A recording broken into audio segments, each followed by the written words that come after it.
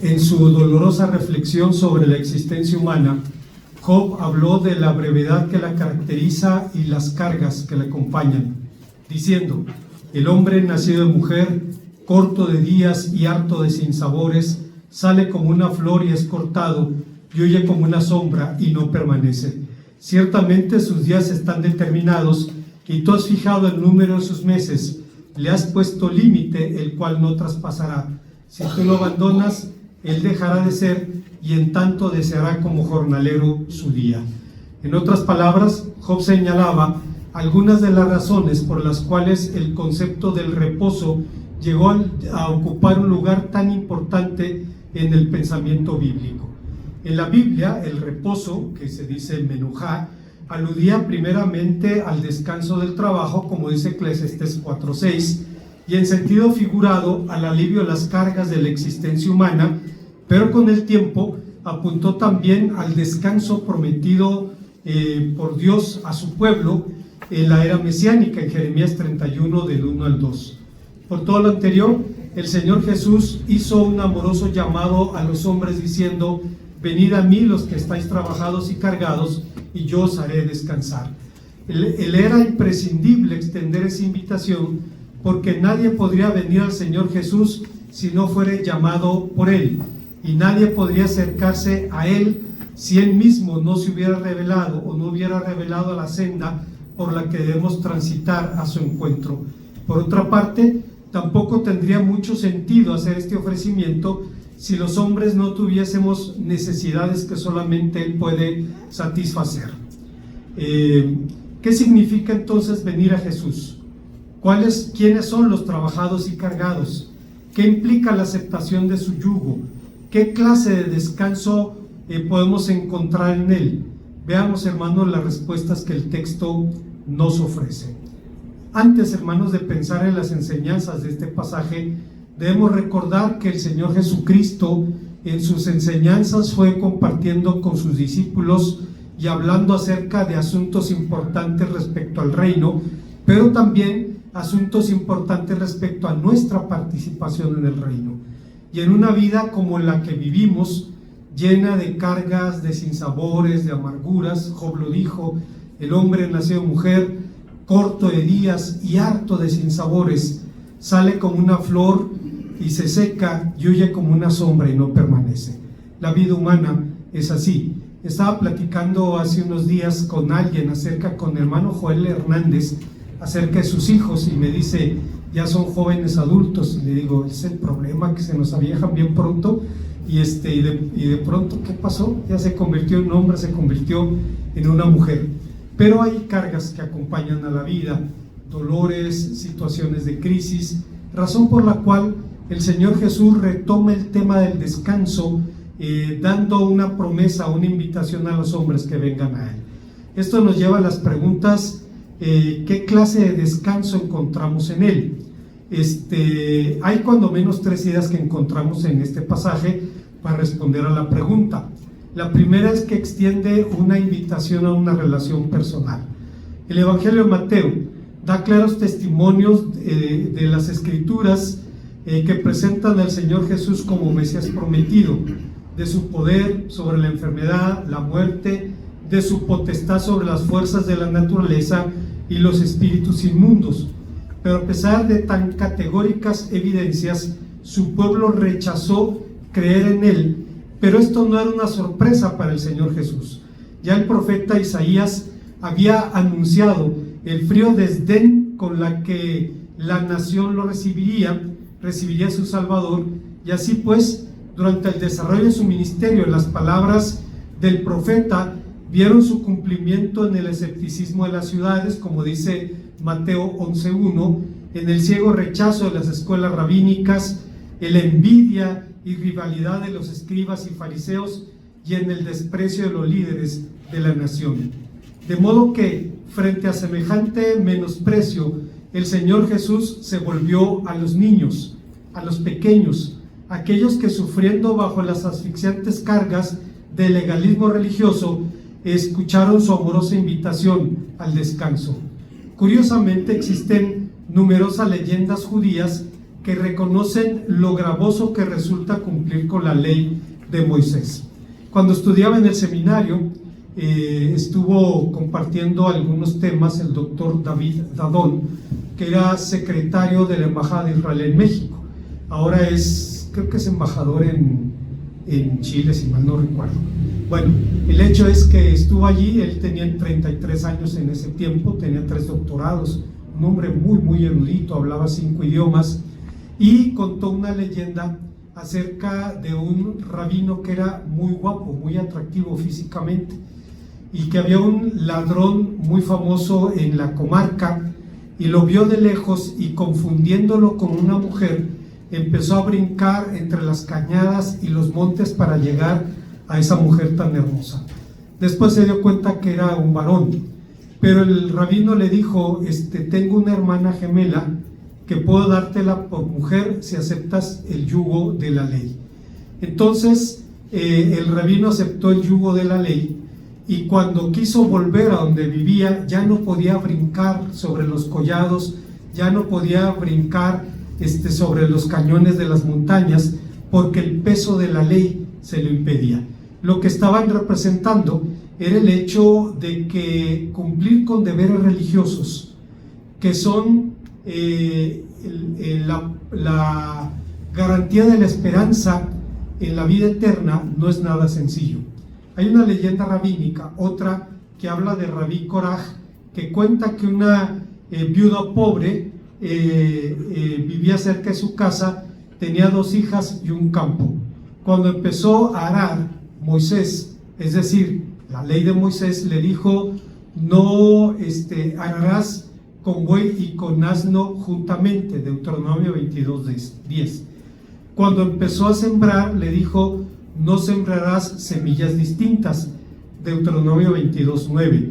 Cuando empezó a cosechar y hacer gavillas de trigo, le dijo: cuando olvides una gavilla en el campo, no volverás a recogerla, Deuteronomio 24:19, ni recogerás hasta el último rincón, Levítico 19:10. Empezando a desgranar, le dijo: dame la ofrenda elevada y el primer y segundo diezmos. Aceptó la orden y dijo: ¿qué hizo la mujer? Vendió el campo y compró 2 ovejas para vestirse con la lana y obtener dinero por la cría.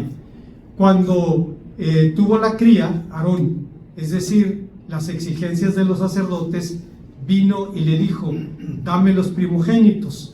La mujer aceptó la decisión y se los dio. Cuando llegó el momento de esquilar, vino Aarón y le dijo: dame las primicias de la lana de las ovejas, Deuteronomio 18:4. Y entonces la mujer pensó: no puedo rebelarme contra este hombre, mataré las ovejas y me las comeré. Y entonces vino Aarón y le dijo: dame la espaldilla, la quijada y el cuajo, Deuteronomio 18:3. Entonces dijo la mujer: ni aun después de matarlas me libro de ti, las consagraré. Y entonces Aarón dijo: en ese caso me pertenecen por completo. Y tomó a los animales y dejó a la mujer llorando con sus hijas. Lo que está diciendo esta leyenda es que ser religioso y vivir para cumplir los preceptos de su religión o de su religiosidad es algo verdaderamente abrumador.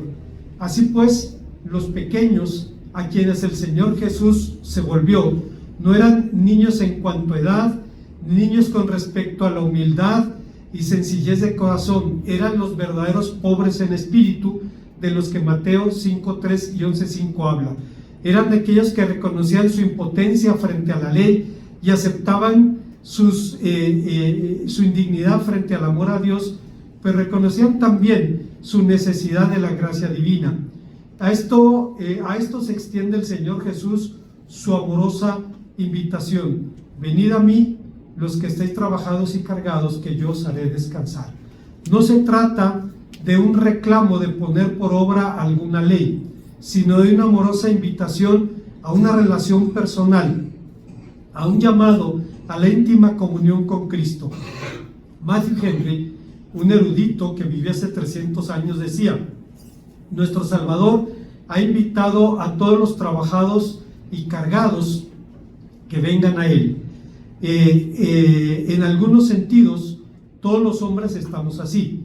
Los hombres mundanos se recargan de preocupaciones estériles por la riqueza, los honores, la alegría, la sensualidad, se esfuerzan en pos de placeres, y el esclavo de Satanás y sus propios pasiones es el siervo más esclavizado de la tierra.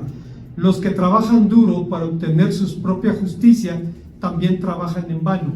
El pecador convicto está muy cargado por culpa y temor, y el creyente tentado y afligido tiene trabajos y duras cargas. Cristo nos invita a todos a que vayamos en pos de Él y encontremos reposo en nuestras almas. Él solo da esta invitación a los hombres: vengan a mí y encontrarán reposo para nuestras almas. Nos habla, hermanos, cuando sintiendo la culpa y la miseria y creyendo que el amor y el poder de Dios nos socorren, buscamos fervientemente su rostro.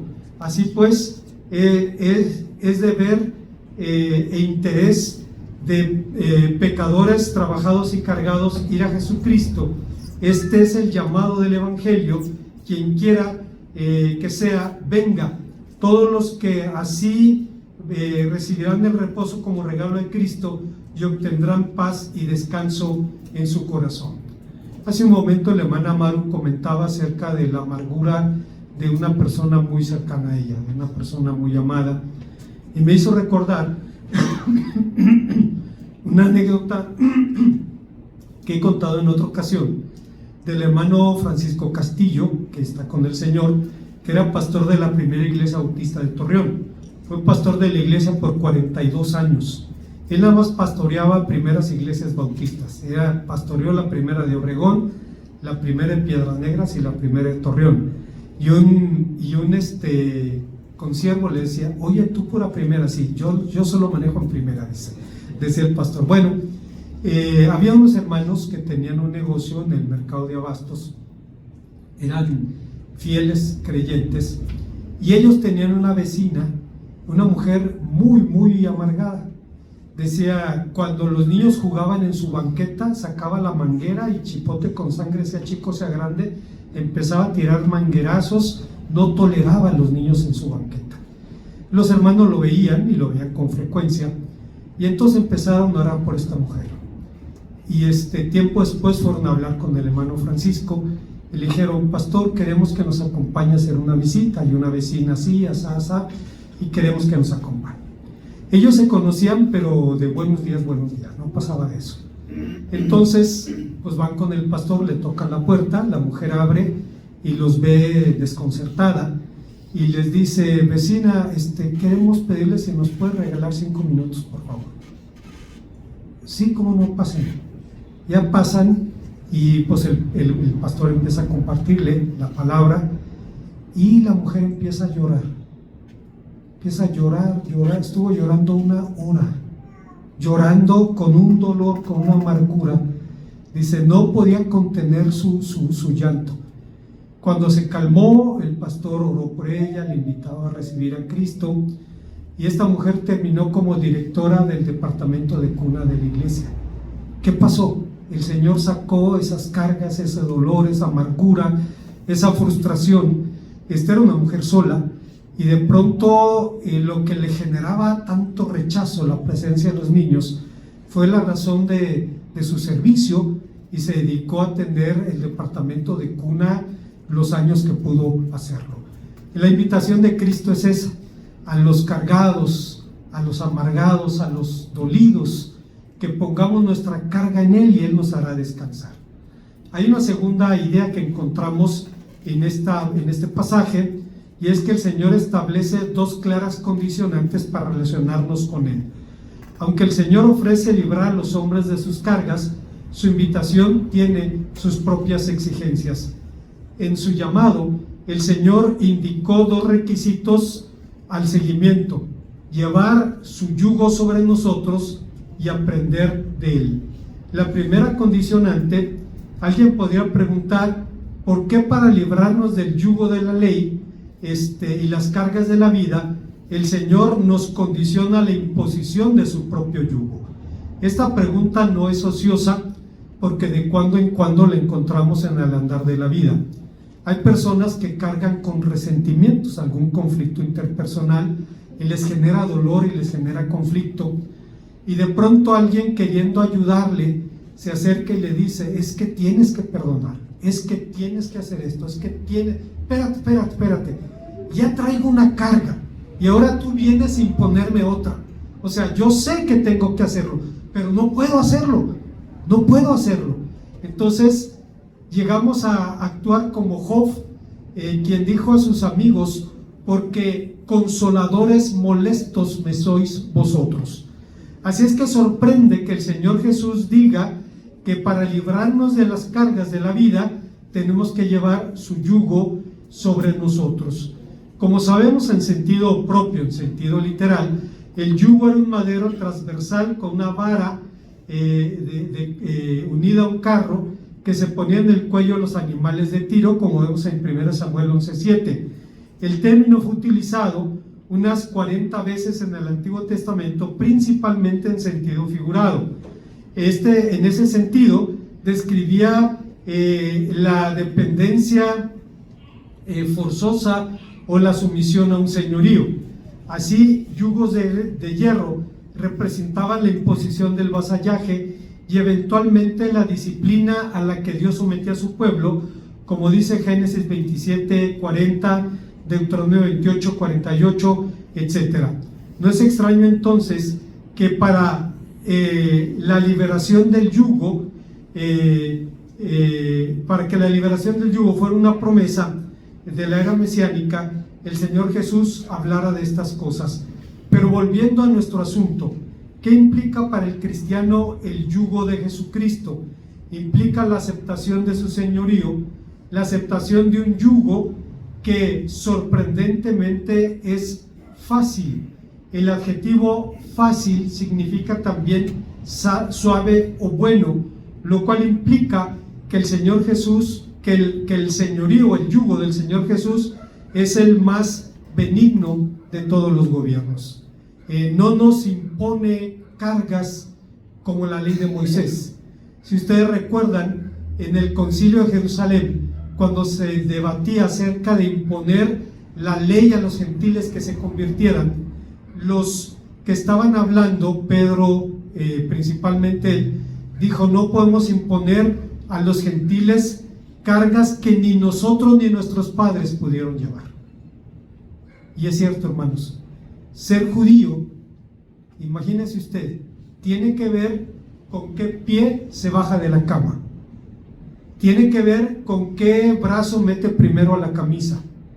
Si es en día sábado, no puede usar un pin. Si este pisacorbatas pesara más de 2 lágrimas, lo cual creo que es el caso, no podría usarlo en día sábado porque se debería quebrantar el día de reposo. Y llegan a prácticas sorprendentes. En las sinagogas, los cantores son judíos. Los que tocan el piano no deben ser judíos, porque tocar el piano es trabajar, cantar no es trabajar. Cantar es un deber religioso, alabar a Dios es una responsabilidad espiritual. Entonces, generalmente está el cantor judío y la pianista católica o protestante tocando el piano, para no quebrantar el día de reposo, aunque una gentil está ahí sentada en la sinagoga tocando el piano. Todo esto, hermanos, hace la situación de los religiosos sumamente complicada, sumamente demandante. Lo que comes, lo que tocas. Si con el mismo cuchillo partes un pedazo de carne y un pedazo de queso, tienes que tomar el cuchillo, enterrarlo 8 días en una maceta y después de 8 días sacarlo y lavarlo y ya está purificado. Tiene que ver con cosas bien complicadas, pero el yugo de Cristo no es así. El yugo de Cristo no solamente es fácil, significa también es suave o es benigno. Lo que el Señor Jesucristo está diciendo: la vida que les doy no es para que vivan en una carga para lastimarlos. Esa tarea y esa vida están hechas a su medida. Es decir, Dios nunca nos impondrá una carga que esté más allá de nuestra posibilidad. Y el apóstol San Pablo lo dice: no nos ha sobrevenido ninguna tentación que no sea humana, pero fiel es Dios, quien junto con la prueba nos dará también la salida. Así pues, estaba en lo correcto quien dijo: las exigencias de Jesucristo son en sí mismas fáciles de cumplir, porque son inseparables de la salvación que trae. En otras palabras, Él es el que nos produce así el querer como el hacer por su buena voluntad, como dice Pablo en Filipenses 2:13. Por su parte, aprender no consiste en apropiarse de algunos conceptos, sino en renunciar al esfuerzo propio y al espejismo de la justicia propia, para entregarse a la voluntad redentora de Dios revelada en su Hijo Jesucristo. Hace un momento estaba platicando con mi hermanita y le preguntaba por su esposo. Su esposo tiene un problema de diabetes y, como todos los diabéticos, es explosivo. Y le preguntaba: ¿cómo está don Reniegos? Y dice: allí renegando. Pero al final la hermana dijo: pero Dios quiso que pasáramos por eso. Dice: y Dios sabe por qué. Dice: así es que le pido que ore por mí, para que me dé paciencia y me dé fuerza. Sí, hermanos, vivir con un diabético es como con un fósforo de esos que se raspan en cualquier superficie y se encienden de la nada. Luego te andan buscando la cara, le andan buscando la manera de que los perdones, ¿no? Pero, hermanos, a la larga cansa. Aunque uno entienda las razones, no lo hace para fastidiarte, pero a la larga carga. A la larga sí hay momentos de frustración, y es difícil. Y dice Jesucristo: bueno, Él ha hecho todas estas cosas y nos invita a llevar su yugo, aceptar sus enseñanzas. Esto es, que una persona se salva únicamente por medio de la sencilla confianza en mí. Pero esta invitación debe delimitar incluso nuestra forma de presentar el Evangelio, pues en su proclamación no ofertamos una serie de dogmas o un sistema moral. Tampoco ofrecemos un cúmulo de conocimientos o una nueva tradición religiosa, sino una amorosa invitación personal, un llamado a la comunión con Cristo. Cuando esto no nos es claro, predicar y enseñar el Evangelio puede, hermanos, incluso llevarnos a hacer algo que hacía Luis Alonso Shekel. Era un jesuita, un hebraísta muy brillante, murió hace unos pocos años, y él decía acerca de lo que de cuando en cuando los eruditos hacen: los hombres nos piden pan y les ofrecemos un puñado de hipótesis sobre un versículo del capítulo 6 del Evangelio según San Juan. Nos interrogan acerca de Dios y les ofrecemos 3 teorías sobre el género literario de un salmo. Tienen hambre y sed y ponemos delante de ellos una investigación etimológica sobre la raíz tzedaká, que significa también justicia. Como quien dijo: verdaderamente quiero llegar a ese sitio, puedo hacerlo por mí mismo. Es sorprendente que las preguntas importantes de la vida sean tan pocas y tienen respuestas en una sola palabra, y la respuesta es: venid a mí. No es: haz esto, deja de hacer aquello, haz aquello más, sino simplemente: vengan a mí, vengan a mí. Hay una tercera y última enseñanza, y es que en esta invitación el Señor garantiza una sublime bendición. Finalmente, el Señor extiende la promesa: hallaréis descanso para nuestras almas. Hay un fenómeno espiritual muy curioso del que R.C. Sproul escribió un artículo precioso. Si usted lo busca, el artículo se titula La noche oscura del alma. Le escribió R.C. Sproul, un pensador reformado que partió a la presencia del Señor hace unos 4 o 5 años. Bueno, el hecho es que el hermano hace una pregunta y dice: ¿se puede tener tribulación en la cabeza y paz en el corazón? Sí, sí. Dice: ¿puede estarle dando vueltas a algún problema? dice, hasta que vas a tu última línea de defensa, que te dice, Dios está en el control. No va a pasar nada que Dios no permita. Y por duro que sea para una persona enfrentar la adversidad y tenga lucha en la cabeza, puede tener paz en su corazón y recordar la promesa divina: tú guardarás en completa paz aquel cuyo pensamiento en ti persevera, porque en ti ha confiado. Confía en el Señor, porque en el Señor está la fortaleza de los siglos.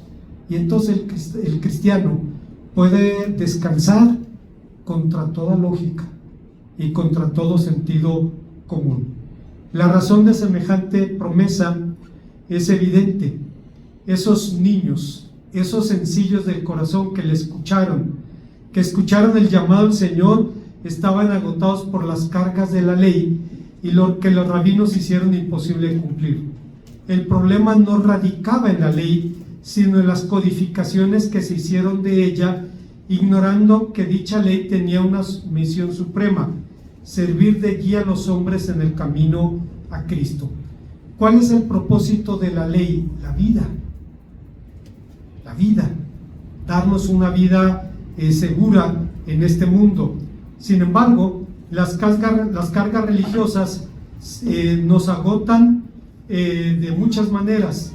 El motivo del agobio del corazón de los hombres suelen ser esas situaciones: el yo y el tú, las personas o las cosas, el pasado o el futuro, lo que amamos o lo que aborrecemos, la vida o la muerte, la salud, la enfermedad. Todo esto puede agobiar el corazón de los mortales y hacer necesario atender la amorosa invitación del Señor Jesús. En ese llamado nos invita a todos aquellos que verdaderamente agobiados y cansados encontremos en Él alivio de nuestras cargas.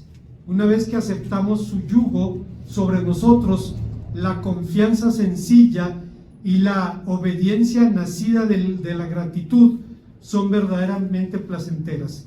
Dicha obediencia trae paz, porque quien vive esa vida no es esclavo, ha llegado a ser verdaderamente libre, sirve a Dios espontánea, ansiosa y entusiastamente, pero esta promesa no solo ofrece descanso, sino también renovación.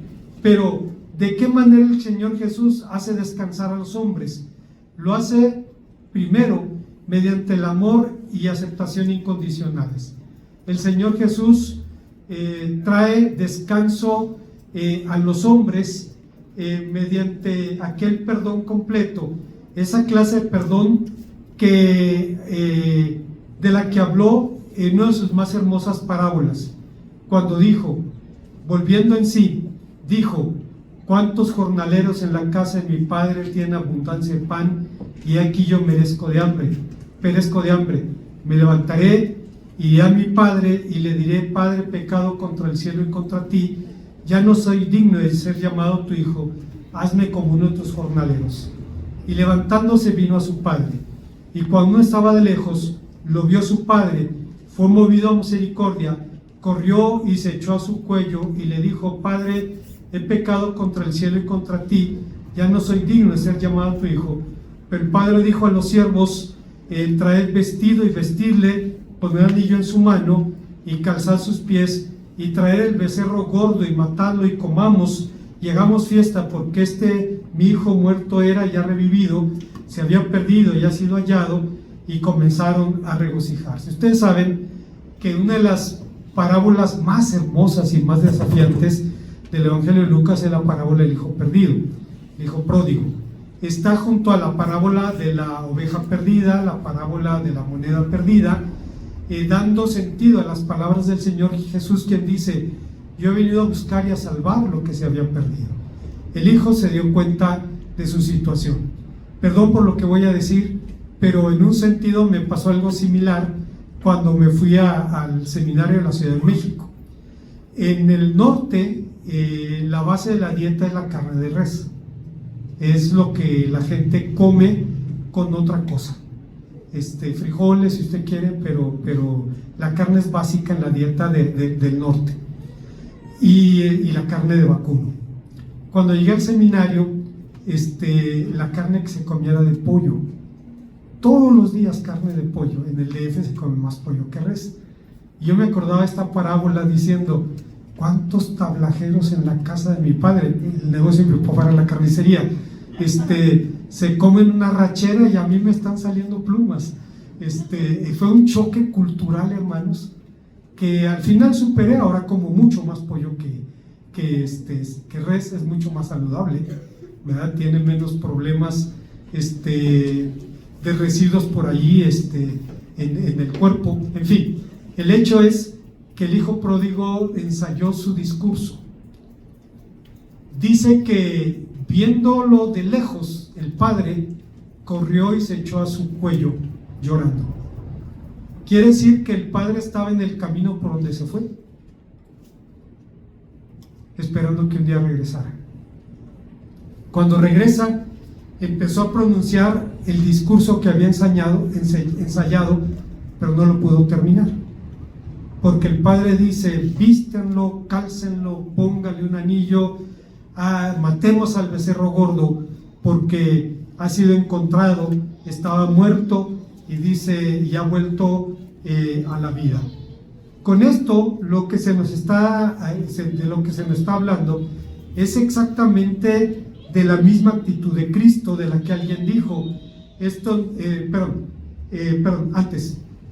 Señor Jesús trae descanso a los hombres mediante una paz que fue descrita por el apóstol San Pablo como un don de Dios, como un regalo de la gracia, diciendo: y la paz de Dios, que sobrepasa todo entendimiento, guardará vuestros corazones y vuestros pensamientos en Cristo Jesús.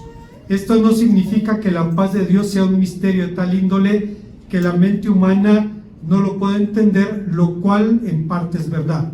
Significa que la paz de Dios es tan preciosa que la mente humana, con toda su capacidad, conocimiento y penetración, jamás podrá inventarla, encontrarla o producirla. Está absolutamente más allá de la capacidad del hombre lograrla por sí mismo. Esta paz nunca puede ser un producto humano, solo puede ser un don, un regalo de Dios, y el camino hacia la paz es llevar todo lo nuestro a los pies de Cristo y depositarlo confiadamente allí en oración. Finalmente trae descanso a los hombres mediante la esperanza. La esperanza, decía Juan Calvino, no es otra cosa sino la expectación de aquellas cosas que la fe cree indudablemente que Dios ha prometido. Así, la fe cree que Dios es veraz. La esperanza espera que a su debido tiempo revelará la verdad. La fe cree que Dios es nuestro Padre. La esperanza espera que siempre ha de mostrarse como tal para nosotros. La fe cree que nos ha sido dada la vida eterna. La esperanza espera el momento en que podamos gozar de ella. La fe es fundamento en el que reposa la esperanza. La esperanza alimenta y sostiene la fe, porque así como nadie puede esperar cosa alguna si no ha creído en sus promesas, de la misma manera es necesario que la fragilidad de nuestra fe sea mantenida y sustentada pacientemente a fin de que no desfallezca. Como conclusión, seguramente para un pueblo obsesionado con las obras de la ley, el llamado al Señor Jesús debió resultar tan desconcertante como resultan hoy en día para los que creen que tienen que hacer algo para merecer la salvación.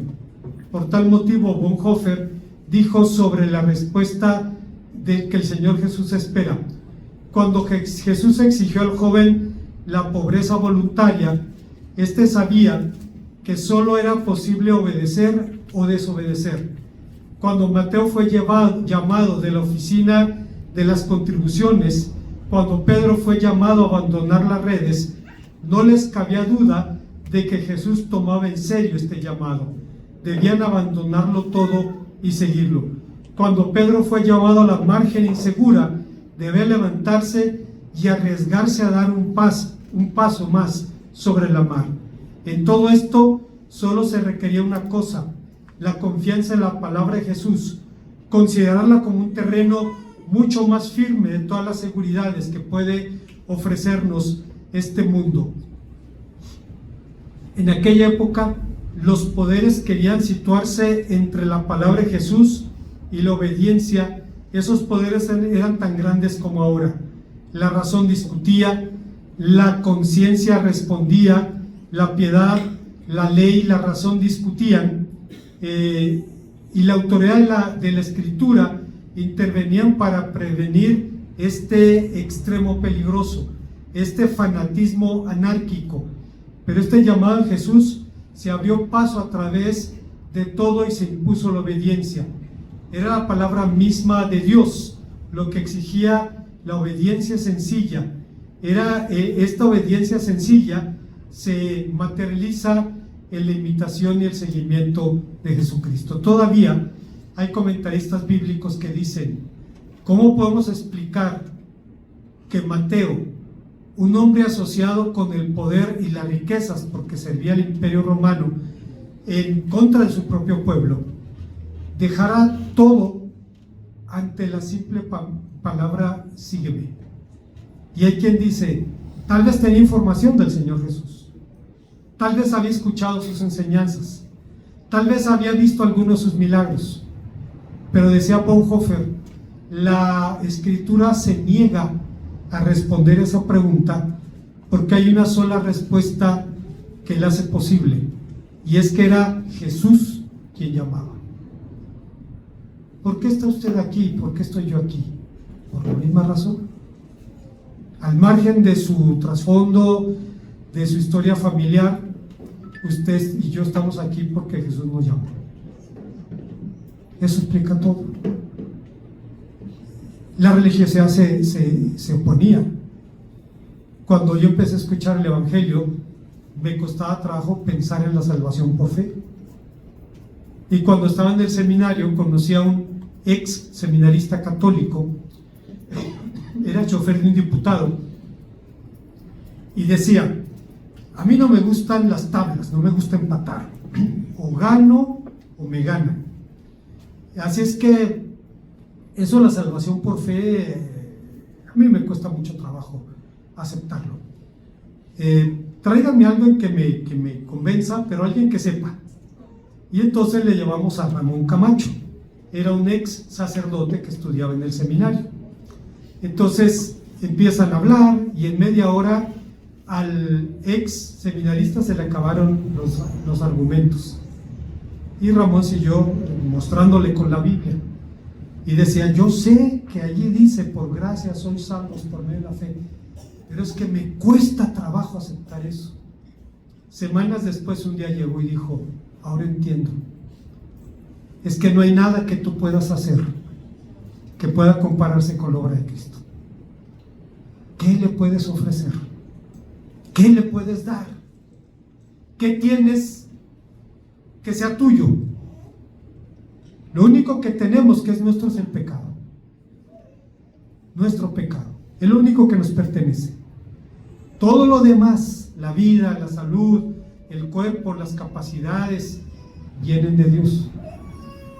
Así es que todo esto se imponía entre Jesús y el seguidor, y finalmente el Señor Jesucristo se abre paso por medio de todo ello, porque es Él quien está llamando. Decía Matthew Henry sobre sus discípulos: pero al ir a Él, deben tomarse su yugo y someterse a su autoridad. Deben aprender de Él todas las cosas acerca del consuelo y la obediencia. Él acepta al siervo dispuesto, por imperfecto que sean sus servicios, a que aquí podemos hallar reposo para nuestras almas, y solamente aquí. Ni tenemos que temer el yugo. Sus mandamientos son santos, justos, buenos. Requieren negarnos a nosotros mismos, lo cual trae dificultades, pero traen abundantes recompensas, ya que el mundo, por la paz y el gozo interior, el creyente puede enfrentarlo. Es un yugo forrado de amor, tan poderoso son los socorros que nos da, tan adecuadas las exhortaciones y tan fuertes las consolaciones que abren camino para llegar finalmente a Jesucristo, y el yugo llega a ser grato. El camino del deber es el camino del descanso. Las verdades que enseña Cristo son tales que podemos aventurar nuestra alma con Él. Tal es la misericordia del Redentor. ¿Por qué debe el pecador laborioso y cargado buscar reposo en otra parte? Vamos directamente a Él, a buscar en Él liberación de la ira, de la culpa, del pecado, del adversario, de todas nuestras preocupaciones, temores y dolores. Pero la obediencia forzada, lejos de ser fácil y liviana, es una pesada carga. En vano nos acercamos a Cristo con nuestros labios mientras nuestro corazón esté lejos de Él, y entonces venir a Jesús es hallar reposo para nuestras almas. Lo que el Señor Jesucristo está diciendo es que la vida humana, desde la introducción del pecado, no ha sido fácil. El hombre nacido de mujer, corto de días, harto de sinsabores, huye como una sombra que no permanece, se seca como una flor. Y hablaba acerca de la fugacidad de nuestra vida. Pasamos por aquí en medio de dolores, pero hay un consuelo y un descanso, y es el de Jesucristo. Es inevitable, hermano, hermana, pasar por estas cosas. Dios forma nuestro carácter a través de la adversidad.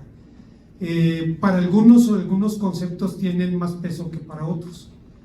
Yo recuerdo hace muchos años, un hermano médico llegó y me dice con los ojos de un niño asustado: me pasó esto.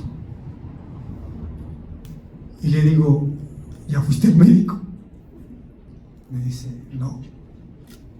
Le dije: no lo veas como médico, velo como mayordomía. Eres responsable de cuidar tu cuerpo. No me dijo nada. A los 8 días regresó radiante y me dice: no era lo que yo temía. El problema del médico es que tiene todas las cartas en la mano, y puede ser esto, y eso no te hace más feliz en la vida, de ninguna manera. Pero hay un lugar donde podemos descansar, junto al corazón de Dios. Oremos al Señor. Gracias, Padre, te damos porque hay cargas que pueden agobiarnos, que pueden, Señor, agotarnos, pueden desgastar los recursos de la vida y de la salud, pero sabemos que seguimos en tus manos. Sabemos que no pasa nada que tú no quieras o no permitas, y sabemos que tu propósito es formar nuestro carácter para estar, Señor, limpios delante de ti, porque ninguna cosa inmunda se posará delante de ti. Y en aquel día podrás transformarnos a tu imagen y podremos estar gozosos allí. Así es que te pedimos, Señor, una vez más, que nos permitas recordar y poner por obra la promesa de tu amado Hijo. Venid a mí los que estáis trabajados y cargados, llevad mi yugo sobre vosotros y aprended de mí, que soy manso y humilde, y hallaréis descanso para nuestras almas. Que sea así, te lo rogamos en Cristo.